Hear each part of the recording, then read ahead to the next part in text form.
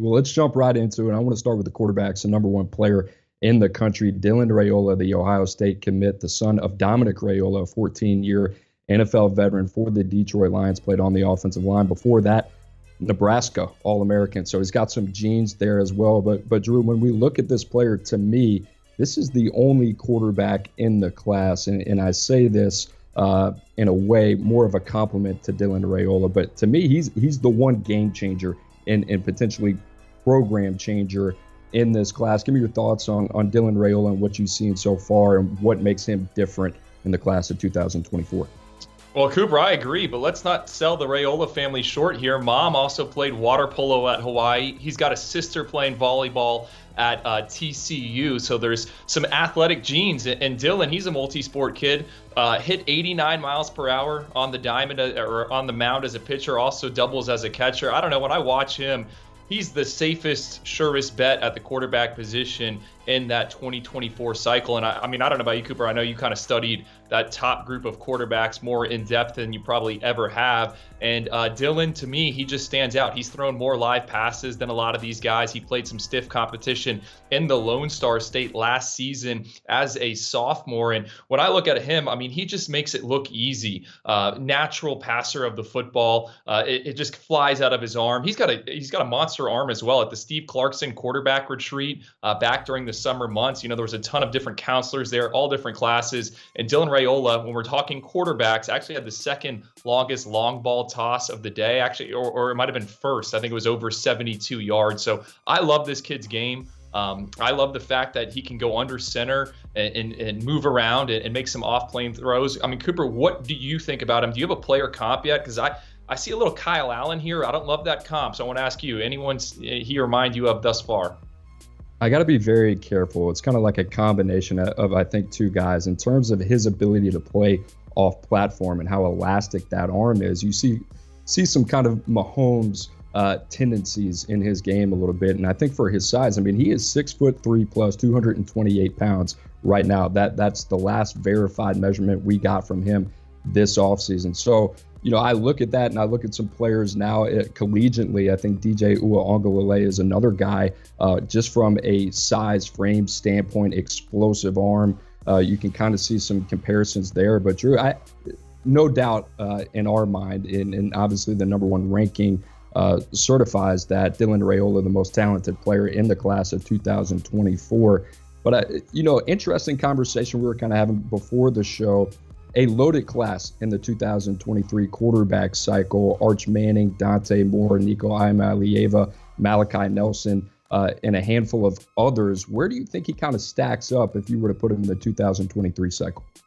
Well, I do think this is an interesting question. And, I think when you look at his body of work, I mean, it arguably might be more impressive than some of those highly ranked arms in the class of 2023. And I'm talking about Nico Iamaleava, who's only appeared in 13 games to date. I said Dylan has a bunch of live reps under his belt. I mean, he threw 32 touchdown passes last season, over 300 pass attempts. So I think you can make a case if he were to reclassify, and I'm not saying he's doing that in any way, but I think he's in that top 32. I think he's probably behind Dante Moore and Arch Manning. But when you're in that second tier of arms, I think you can make a case. He, just depending on who you like and where, he can slot in somewhere in there. So I think he's in that like 1B category or 2B category in the class of 2023. What do you think, Coop? Yeah, he's so intriguing. I went back, I watched Nico Iamaleava this morning, and wow, to me, he's further along than I thought he was, talking about Nico Iamaleava. But I think Nico is by far the most talented passer in the class of 2023. And I think you can make an argument that Dylan Raiola is maybe more talented and physically gifted than Nico Iamaleava. So when you compare those two, I don't know if Dylan Raiola, if you put him in the 2023 cycle, would fall outside of the top five. I would have him really number 3 or number 4 in that spot behind Arch Manning, Dante Moore. I think they're more complete players at this point. But in terms of the physical talent, I think you have to love Dylan Raiola. And if you're an Ohio State fan, you got to be excited about the prospect of that young man working with Ryan Day and getting up to Columbus. So Dylan Raiola, there you have it, the number 1 player in the class of 2024. But Drew, let's open this up now to QB2. and who that might be. Right now, that stands as Jadyn Davis in this class from Providence Day in the Carolinas, and a lot to like with him. I got to see him over the offseason in 6'5", 192 pounds, really explosive arm. But I think this race for quarterback 2 is a little bit more open than the race for quarterback 1. Oh, absolutely. I think this race for quarterback 2, we're going to know a lot here over the next, I would say, 1 or 2 months. I mean, when you look at this list of arms, a lot of these guys have not played a ton of action. Isaiah Wilson or Isaac Wilson at the bottom of the list, that's Zach Wilson's brother. He's never started a varsity game. Jadyn Davis, I've championed his kind of recruitment and his rise in the rankings. I'm the guy that said he should have been number 1 in our initial 100 for the class of 2024. But he's only played in 13 different games, so I think there's a lot of questions about some of these guys outside of Dylan Raiola and maybe CJ Carr. So I think we're going to know a lot about this group. I mean, let's start with Jadyn Davis. I think this is going to be a year where he's going to have to answer some questions, and we're going to learn a lot about it. When I put on the tape, I see a guy that's very elusive in the pocket. He's very creative. But at the same time, he makes some mistakes. He's not the most accurate passer, and he doesn't have the best production in numbers. And, he's going to go to Providence Day there in Charlotte. Providence Day should have a very, very good young offensive line. So let's see what he looks like behind that group. Coop, I mean, what do you think about Jadyn Davis? I mean, he's turned into a priority for Michigan. He's turned into a priority for Georgia as they search for arms in the class of 2024. So just wondering, what do you think about him? Because I know you agree the production's a bit of a head scratcher right now for him. I like the physical tools. I got to see him in Atlanta, and I think for me, you have to remind yourself this is only one exposure point in a long list of exposure points that you're going to have throughout the evaluation process. But going back and watching the tape from Atlanta at the Elite 11 regionals, I like a lot of what he brings to the table. He's a very physical player in terms of his frame. He's only 6'5", like I said, 190 pounds, but the ball explodes off his hands. I think the biggest thing for him is trying to get a better feel for how to change speeds, layer the ball at the second and third level. And for him as a passer, I think that really just comes with experience. So like you said, I think a lot is going to be put on his shoulders this year. And I think for us as evaluators, we're kind of looking forward to how he responds and what progress he makes because this offseason, I think he's done some good. And I think there's been some questions there, as you alluded to as well. But Drew, another guy in the top 247 who made a move, that is quarterback Julian Sayin from California. And to me, he's one of the more polished players in the class, completed over 72% of his passes last season. What do you think about Julian Sayin? Obviously, a lot of SEC interest, but what do you think about him as a quarterback prospect? He can layer the ball to all different parts of the field. And to me, when I pop on his highlight tape, what stands out is his ability to get under center and with his clean footwork and distribute the football. He's also kind of creative on the run. There's a few different clips of him throwing it around there, whether it be on a swing pass or stepping out of a hit and getting the ball down the field. I like him. My big question with him, Cooper, and I think you're going to agree here, is I just don't know how big of an arm he has, Julian, and that's fine. You don't need to always have a cannon. He's accurate, but the arm strength is definitely something that not a red flag, but something I notice and I have a few concerns about.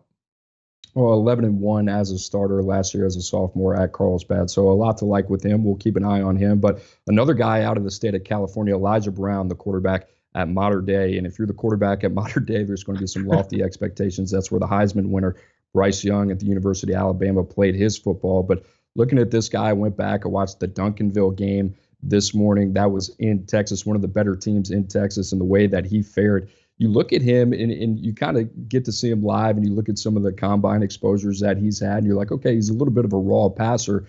And then you look back and look at what he done this past season at Mater Dei, completed over 74% of his passes. Drew, I kind of like him a lot the more that I watched of him. And this is a lofty comparison, but in terms of the play style and in terms of kind of the mechanically a little bit, he kind of reminded me of CJ Stroud coming out of Rancho Cucamonga, But I like him a lot. Another guy, Drew, that I know that you're kind of eager to talk about is DJ Lagway.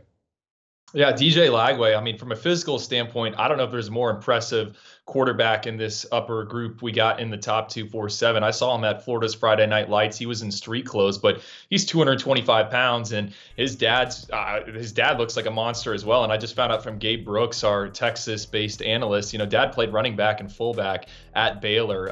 This guy, to me, and I know we've been tossing out comps here really loose, but how could you not see a little KJ Jefferson? And the thing with DJ is he's a great runner, but he can also throw the football. I think he's a little bit further along than KJ was coming out. This guy's a unit to take down. I think he would thrive in an offense where they embrace running the football with some RPOs.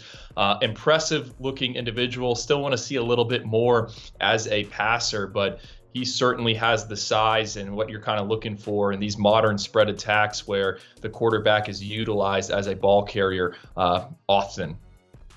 Over 700 yards rushing last season for DJ Lagway, and I agree with you, 6'3", 225 pounds. I think more similar to Dylan Raiola than any other quarterback that we just touched on.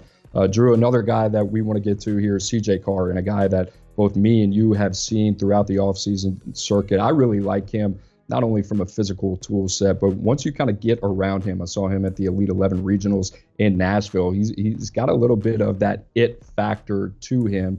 And I think this kind of segues us to our next topic here, Drew, talking about the 2024 quarterbacks.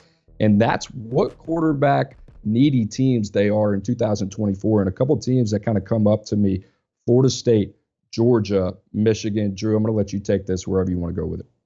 Well, real quick, let's start with CJ Carr. I mean, I think that was a massive monster get for the Irish. They were in the running for Dante Moore and eventually just pivoted to CJ Carr. And you mentioned that it factor, Cooper. I go back to the National Combine. He's throwing at that right now. Before that event got underway, he said, I'm going to win MVP at this camp. He told me and another group of reporters that. And sure enough, he goes out and he looked the part. I love his release. It's real short, real quick. I mean, I know we're seeing it here in this type of setting, but you pop on the tape. I mean, it's 1, 2, 3, and he gets rid of that football, and he's got a ton of touch. Reminds me a little bit of Davis Mills. I was talking to Tom Loy, our Notre Dame insider. He tossed out a young Matt Ryan, and obviously those are lofty NFL comparisons, but I do think he's that good. And it's a great get for the Irish, and that's a kid who Lloyd Carr is his grandfather. I mean, he had a ton of ties to Michigan, so I do like CJ Carr, and I think Notre Dame is going to be very happy once he arrives on campus in South Bend.